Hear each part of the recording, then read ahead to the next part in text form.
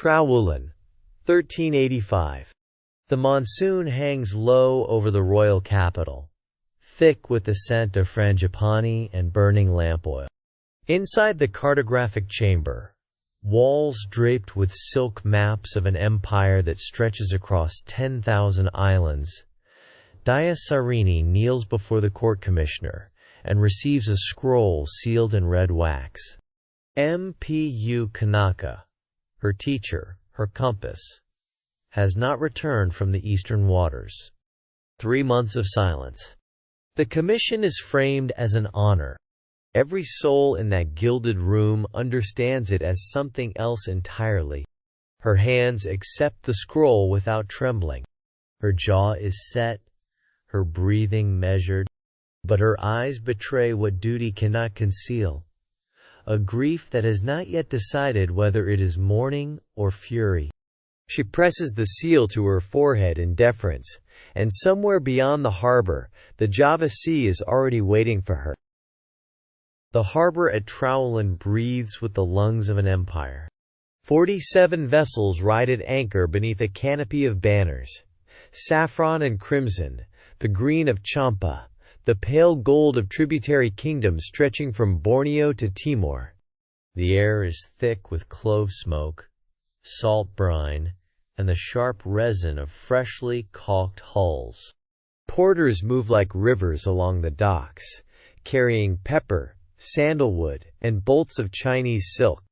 Dyah Sarini boards with her instruments bound tightly against her chest.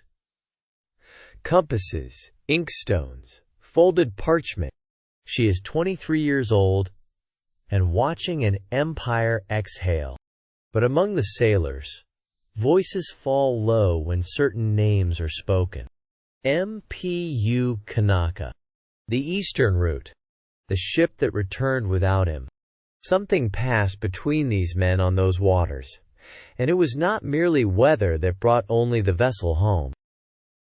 By lamplight, the smell of clove oil and bilge water thicken the air. Sarini spreads Mpu Kanaka's unfinished chart across the navigation table. Her fingertips trace the familiar coastlines. Banda Sea, the outer reaches of the empire's long eastern arm. Then she finds it. A wound in the vellum. Someone has taken a blade, or perhaps a thumbnail, and scraped an entire island cluster into nothing. Not erased with water or ash, but destroyed with intention, with fury. The surrounding seas remain immaculate, which makes the absence more terrible. A cartographer does not remove what is uncertain. A cartographer removes what must not be known. Sarini presses her palm flat against the pale ruined skin of the parchment, and understands, for the first time, that her mentor did not simply vanish, he was silenced. And she is now sailing directly toward the reason why. The fleet drops anchor in a harbor that smells of cloves and old secrets. 3 years of silence from this island.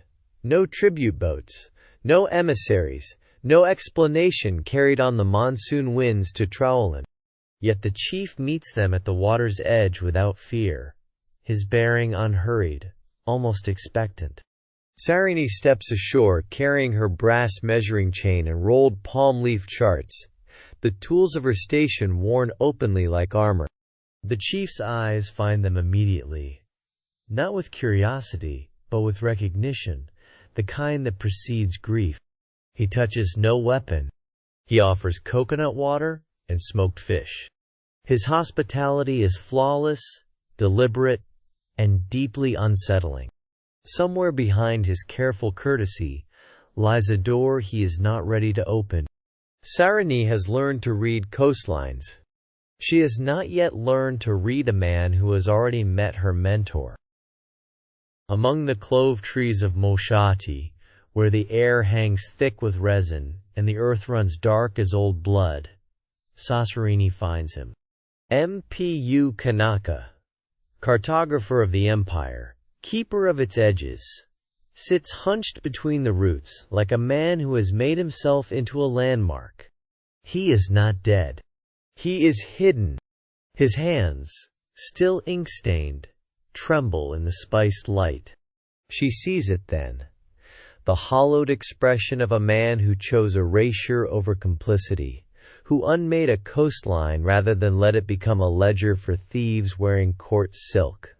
He had mapped everything, and then, with terrible precision, unmapped it.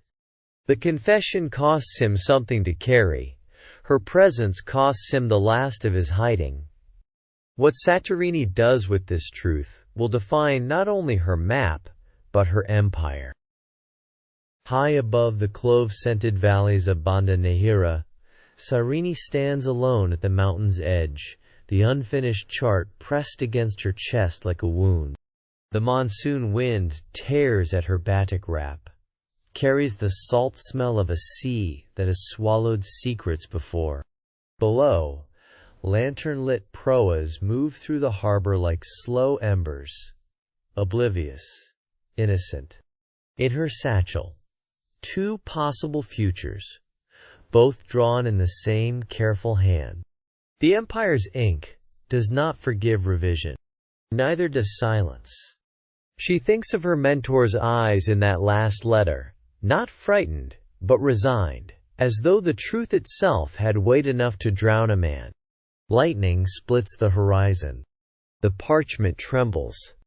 And somewhere beneath the fury of the storm, a decision crystallizes.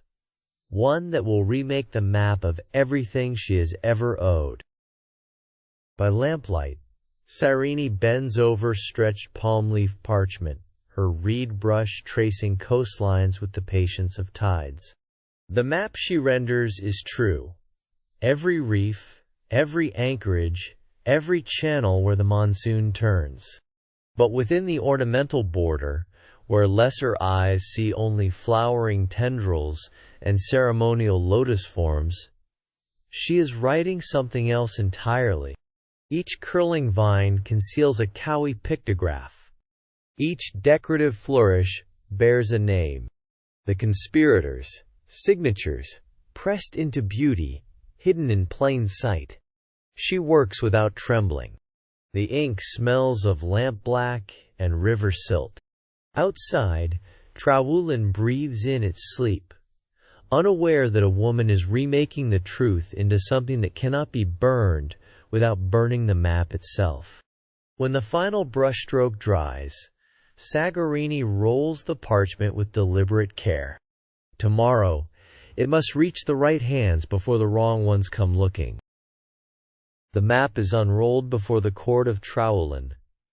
Gilded pavilion columns catching the afternoon light, the air thick with sandalwood and ceremonial incense.